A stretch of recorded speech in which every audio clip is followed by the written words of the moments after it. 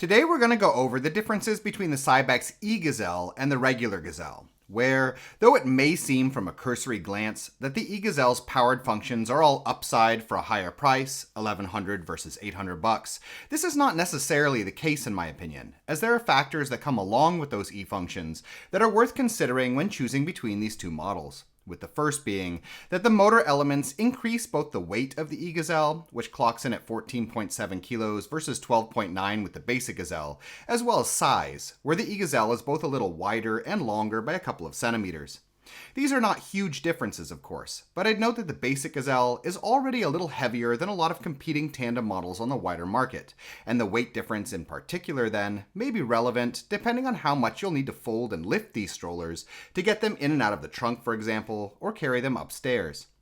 Second are the E-functions themselves, which, because of that added weight, as well as the fact that the motors interlock with the rear wheels and slow their spin when the E-function is off, are not an optional feature in my opinion, and as a result, I would recommend testing out how the power assistance feels ahead of time to be sure that you like it, where you need to be comfortable with adjusting speed with the trigger as you walk, so that it doesn't feel as though you're being pulled forwards. On top of this, the E-functions also naturally add an extra level of risk since the battery will eventually lose capacity and need to be replaced. From feedback I've seen with the E-pream, this is often within a couple of years. And there's also always the possibility of the motors or control functions having issues. I'd guess in particular in wetter climates, though I would note here that I haven't actually encountered many reports of problems other than occasional issues with battery capacity.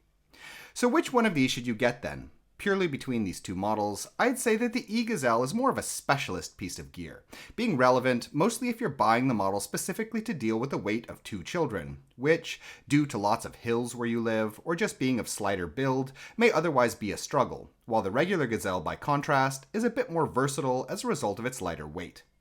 In any case, those are my basic thoughts on the difference between these two models. If you have any experience with them that you'd like to share, please comment below, as this can be a real help for other parents. In addition, if you're currently shopping for a stroller, I'd like to note that we have a buyer's guide on our Patreon page, which lists a wide range of models that we recommend, with a lot of technical and lifestyle related information. You can find it by following the link in the description. Thank you.